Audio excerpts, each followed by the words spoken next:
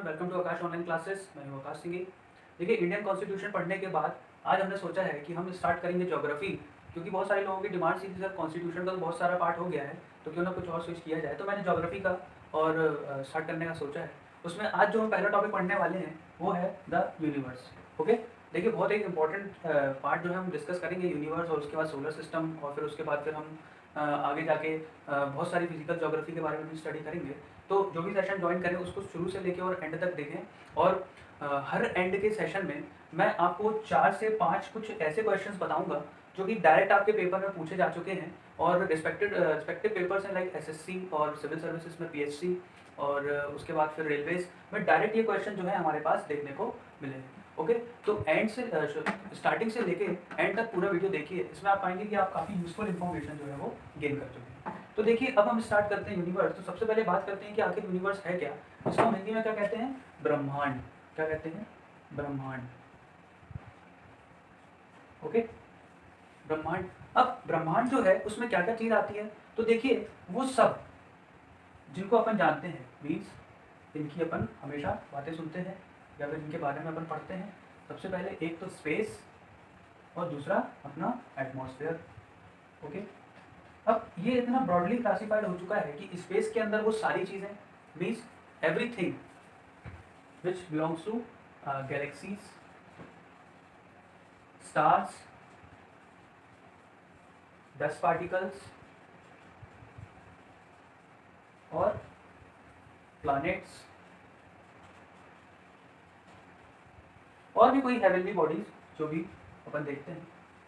जितनी भी heavenly bodies हैं, उनका पिंड वगैरह आप लोगों ने सुना होगा ना, कॉमेट वगैरह या फिर मेटेरॉइड्स वगैरह, वो सब इस डस्ट पार्टिकल के अंदर सबको मिला के ये सब जितनी सारी चीज़ें हैं वो सब कहाँ पे आ जाती हैं? स्पेस के अंदर। और स्पेस में भी कहाँ? यूनिवर्स के अंदर। ओके, यूनिवर्स के अंदर स्पेस है, स्पेस के अंदर ये सारी चीज़ें हैं। ओके, क्लियर हुआ। उसके बाद एटमॉस्फेयर में हम पढ़ते हैं। एटमॉस्फेयर मतलब हमारे अर्थ में जो एटमॉस्फेयर है उसके अंदर जो हम लेयर्स पढ़ते हैं, जो मैं आगे चल के आप लोगों को सब पढ़ाऊँगा, लेयर्स पढ़ते हैं। यहाँ पर हम नीचे पहुँचते हैं तो हमारे सरफेस में जो चीज़ें होती हैं लाइक इक्वेटिक, और प्लस जो हमारे पास टेरेस्ट्रियल है, टेरेस्ट्रियल मतलब लैंड में जो चीज़ें हमारे पास हैं। ओके, उसके बाद फिर हम देखते हैं कि जो भी कुछ हम इकोसिस्टम हमारा देख रहे हैं, तो वो सब में क्या आ जाता है? एटमॉस्फेयर के अंदर वो सब चीज़ें आ जाती हैं। अगर एटमॉस्फेयर है तो वो एग्जिस्ट करेंगी, नहीं तो नहीं करेंगी।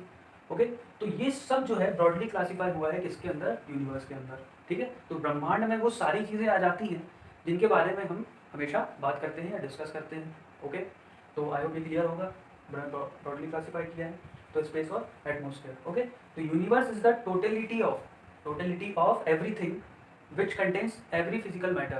Okay, galaxy, star, dust, particles, planets, heavenly bodies, etc. are the examples. Okay, उसके बाद फिर हम आगे बढ़ते हैं कि आखिर ये जो हमारा गैलेक्सी हम पढ़ते हैं, स्टार्स पढ़ते हैं, ये आखिर होती क्या है? आखिर इनका जो क्या एक ही गैलेक्सी होती है, क्या बहुत सारी गैलेक्सी होती हैं? तो देखिए, हम जिस गैलेक्सी में रहते हैं उसका नाम है मिल्की वे गैलेक्सी। क्या नाम है उसका? अवर गैलेक्सी। मतलब हमारी जो गैलेक्सी है, जिस गैलेक्सी में अर्थ है, हमारे बाकी सारे प्लैनेट्स हैं, उसको हम क्या बोलते हैं? Milky Way. मिल्की वे। ओके, जिसका हिंदी में नाम होता है आकाश गंगा। ओके, या दुग्ध मेखला भी बोलते हैं।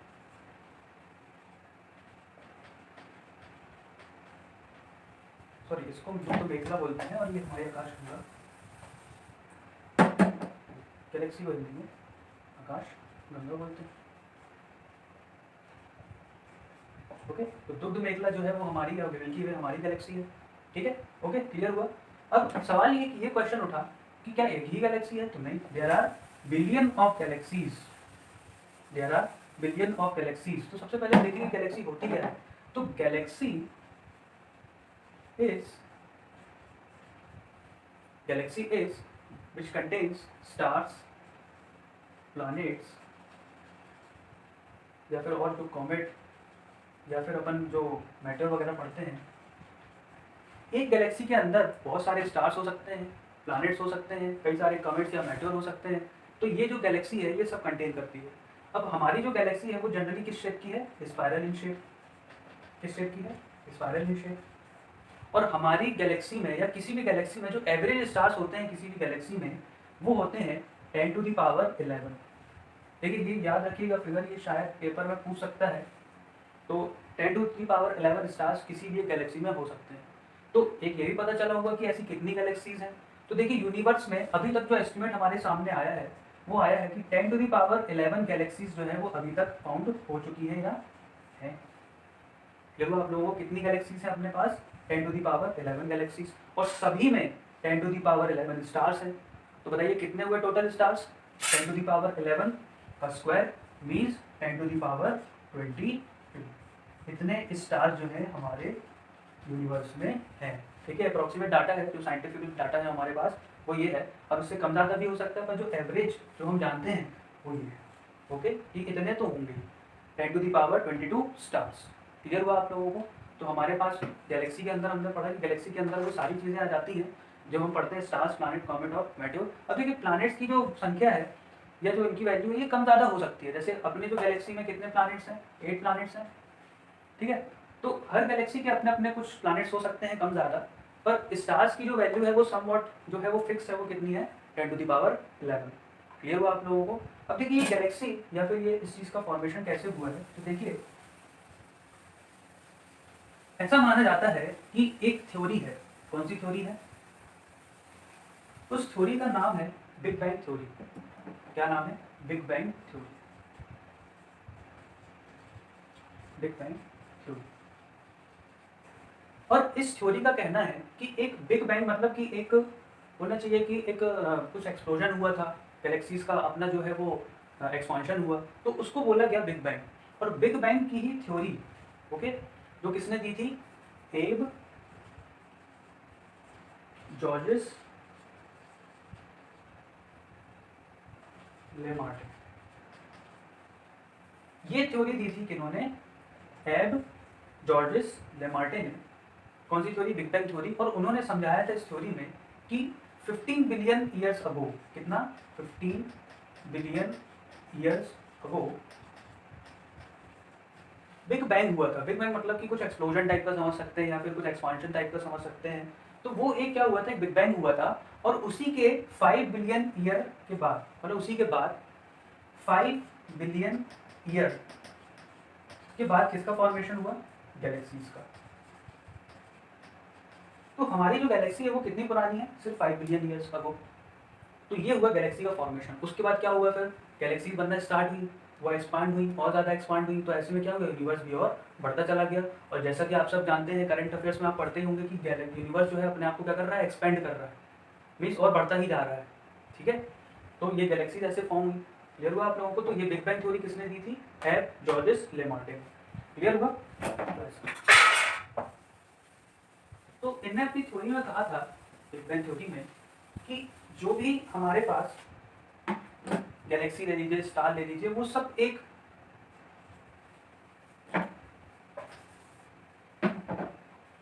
कॉन्सेंट्रेटेड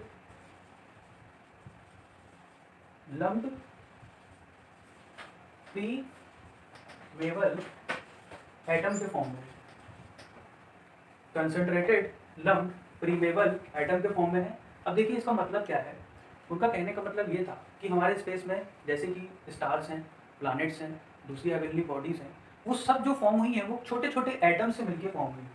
ओके, छोटे छोटे एटम से मिलके मिलके मिलके फिर एक बहुत बड़ा रूप ले लिया। तो ये क्या हुआ, कंसंट्रेटेड मतलब कि एक जगह पे आके कॉन्सेंट्रेट हुए, और फिर उनमें क्या हुआ, खिंचाव होता चला गया, आगे पीछे ऊपर नीचे सब जगह खिंचाव हुआ होगा। तो वो क्या हुए, बढ़ते चले गए एटम्स। और जब वो एटम्स बढ़ते चले गए तो फिर क्या हुआ, जो भी हमारा जो बॉडी है वो कुछ भी शेप का, मीन्स जैसे प्लैनेट का शेप बना या फिर स्टार्स बने, जो भी different different shapes different different atoms में डिस्ट्रीब्यूट होते गए, तो डिफरेंट डिफरेंट बॉडीज हमारे पास फॉर्म हो गई। ठीक है, इसी को उन्होंने बोला था बिग बैंग थ्योरी के अंदर। ओके, तो कौन सी थ्योरी के अंदर ये चीज़ बताई थी, बिग बैंग थ्योरी के अंदर। क्लियर हुआ। तो ये है बिग बैंग थ्योरी का कॉन्सेप्ट। ठीक है, तो गैलेक्सीज का या फिर किसी भी चीज़ का फॉर्मेशन जो हुआ है वो जो रूट है वो यही बिग बैंग थ्योरी। क्लियर हुआ आप लोगों को। उसके बाद फिर जो हमारा गैलेक्सीज जो है, मीन्स जो हमारी जो गैलेक्सी है, अब उनका फॉर्मेशन कंटिन्यूसली होता गया, और वो क्या होने लगी, ऐसे यूनिवर्स में ऐसे फ्लाई करने लगी। अब फ्लाई करने लगी तो स्पायरल शेप की ही होती थी। तो जनरली हम ऐसा मानते हैं कि लगभग जितनी भी सारी जो हमारी गैलेक्सीज हैं वो ऐसे ही स्पायरल शेप की है, ठीक, मीन्स यू, ऐसा ऐसे ऐसे करके कुछ ऐसा ऐसा shape,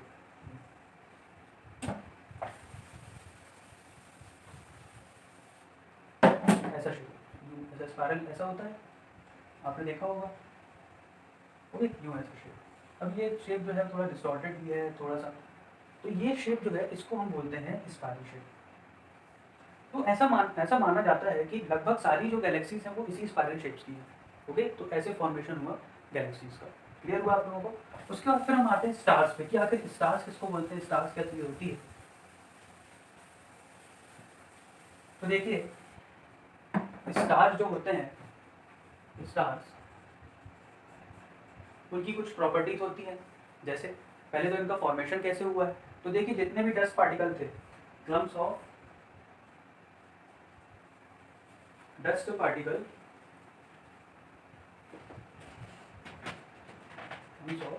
dust particle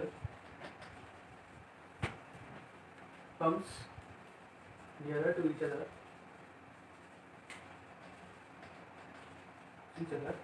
and forms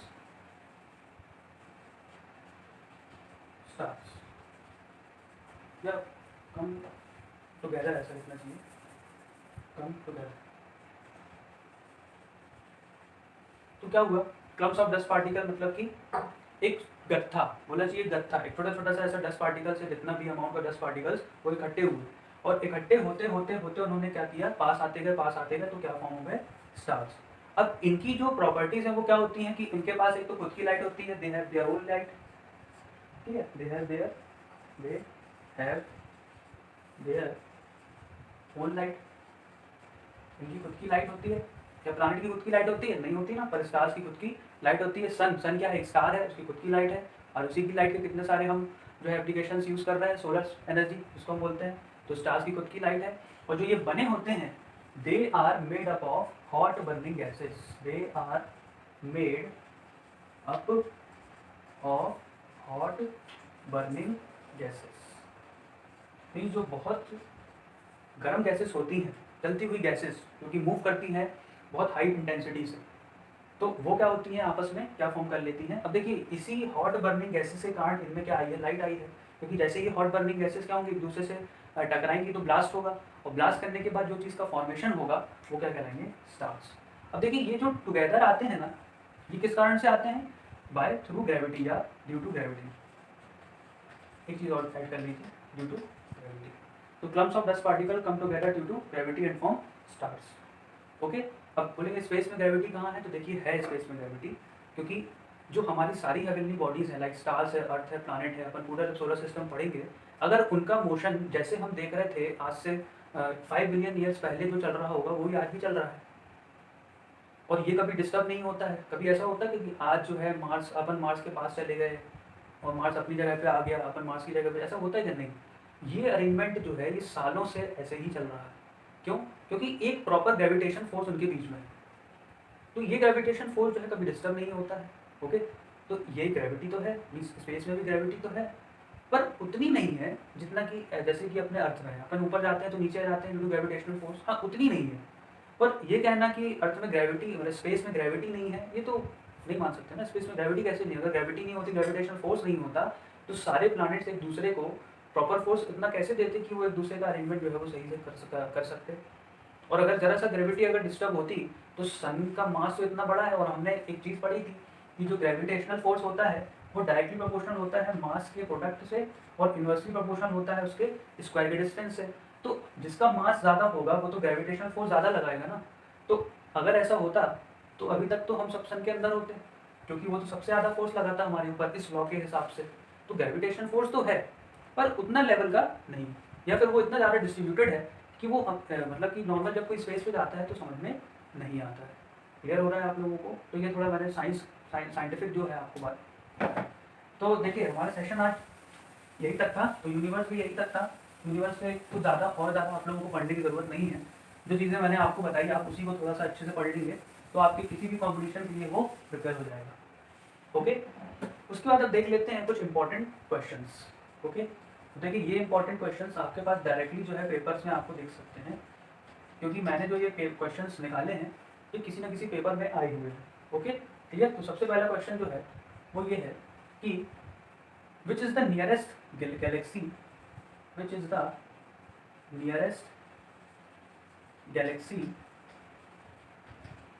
from the Milky Way. Milky Way क्या है? मिल्की वे है अपनी गैलेक्सी।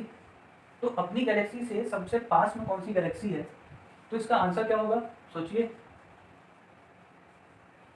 सोचिए क्या होगा आंसर?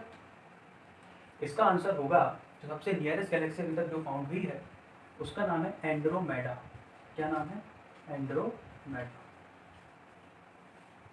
SSC 2015 का क्वेश्चन। क्लियर हुआ? क्वेश्चन का लैंग्वेज शायद कुछ और पूछने का होगा पर यही था, पैटर्न यही था और उसका वे यही था। Answer Andromeda. एग्जैक्टली वर्ड्स तो कॉपी नहीं कर पाऊंगा मैं, तो ये ओके क्लियर। उसका दूसरा क्वेश्चन है कि which is the recently found galaxy, which is the latest known galaxy, which is the latest known galaxy, latest known galaxy अभी अभी कौन सी गैलेक्सी का पता चला है? तो उसका आंसर है, क्या है आंसर बताइए? पहले क्वेश्चन है, ये पेपर में आ चुका है, यह आया था RRB 2015 में। जानते हैं डॉर्फ कौन सी है? डॉर्फ। ऐसे ही ऑप्शन में लिखा था और यही आंसर था। क्लियर हुआ? ये दोनों क्वेश्चन आपको क्लियर हुए? उसका जो तीसरा क्वेश्चन हमारे पास था वो ये था,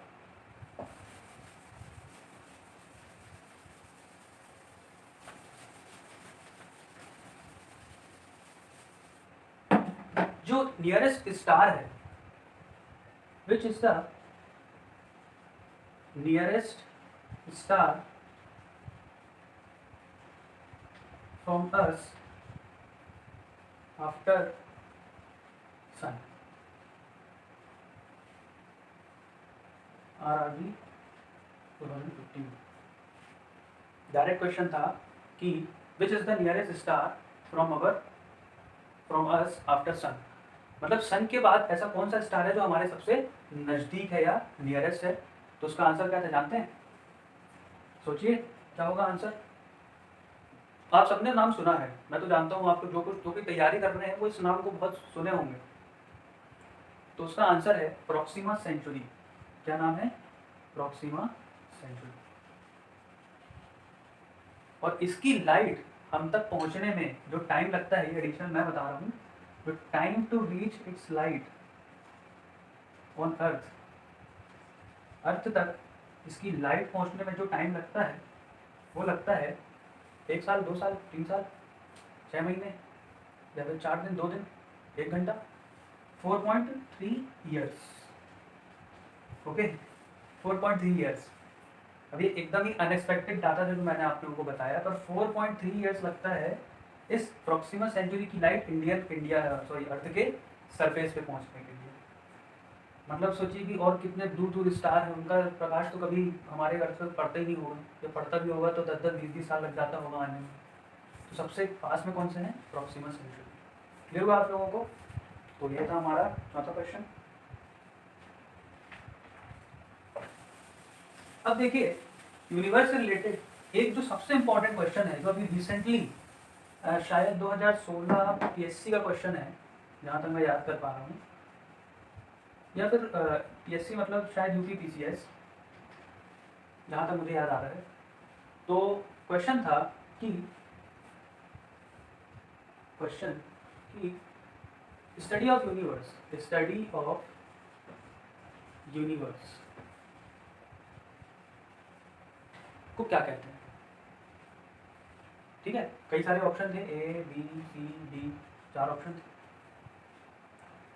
जो पहला ऑप्शन था वो था साइटोलॉजी, दूसरा था एंथ्रोपोलॉजी, तीसरा था कॉस्मोलॉजी और चौथा था नॉन ऑफ दीज। ये 4 ऑप्शन थे, नॉन ऑफ दीज शायद नहीं, ये था हिस्टोलॉजी। ये क्वेश्चन था। ओके, अब देखिए साइटोलॉजी तो टिश्यू की स्टडी को बोलते हैं, तो ये तो होगा नहीं आंसर। हिस्टोलॉजी भी शायद कुछ ऑर्गन्स, कुछ ऐसी कुछ स्टडी जो होती है उसको बोलते हैं, तो एग्जैक्टली अभी फिगर नाम याद नहीं आ रहा है। कन्फ्यूजन था इन दोनों में कि एंथ्रोपोलॉजी है या कॉस्मोलॉजी है। तो देखिए कॉस्मो जो वर्ड आया है ना, कॉस्मो, वो कॉस्मोस से ही आया है, कॉस्मोस। और इसका मतलब ही होता है कि कॉस्मोस का मतलब क्या होता है कि यूनिवर्स। क्या होता है? Universe. Study of Cosmos, the study of universe is called cosmology. तो आंसर क्या हो जाता? कॉस्मोलॉजी। एंथ्रोपोलॉजी बता देता हूँ। एंथ्रोपोलॉजी मतलब होता है स्टडी ऑफ मैनकाइंड। एंथ्रोपोलॉजी मतलब क्या होता है? Study of Mankind.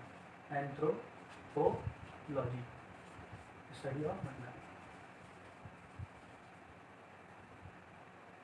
Study of Mankind. Okay, clear हुआ? तो देखिए आज का जो इम्पोर्टेंट क्वेश्चन थे वो ये थे, तो इसमें स्टार लगा देता हूँ क्योंकि ये तो ऐसा है कि कभी भी कहीं भी रिपीट हो सकता है। एक वो प्रॉक्सिमल सेंचुरी और एक ये दोनों क्वेश्चन बहुत इंपॉर्टेंट है, तो ध्यान से देख लीजिएगा। और अब से जो ज्योग्राफी का सेशन होगा या कोई भी सेशन होगा मेरा, वो ऐसा ही होगा। पहले के जो 5 लास्ट के जो 5 मिनट्स होंगे तो उसमें ऐसे ही इंपॉर्टेंट क्वेश्चन हम डिस्कस करेंगे। Okay, clear? तो जो भी वीडियो देखें शुरू से लेके एंड तक देखें। ओके, क्लियर हुआ? तो जो टॉपिक पढ़ेंगे उससे रिलेटेड फिर क्वेश्चन भी करेंगे, तो सब कुछ पैरेलल चलता रहेगा। क्लियर? तो अगर आपको अच्छा लगा है मेरा सेशन या मेरा ये जो नया विचार है ये अच्छा लगा है, तो प्लीज़ इसको लाइक कीजिए, ज़्यादा से ज़्यादा शेयर कीजिए और सब्सक्राइब कीजिए। ओके, तो आप जितना सपोर्ट देंगे उतना ज़्यादा मैं मोटिवेट हूँगा, और आपका सपोर्ट मुझे लाइक, शेयर और सब्सक्राइब भी दे सकते हैं। तो जो भी कोई डाउट हो मुझे कमेंट कीजिए, और थैंक यू सो मच।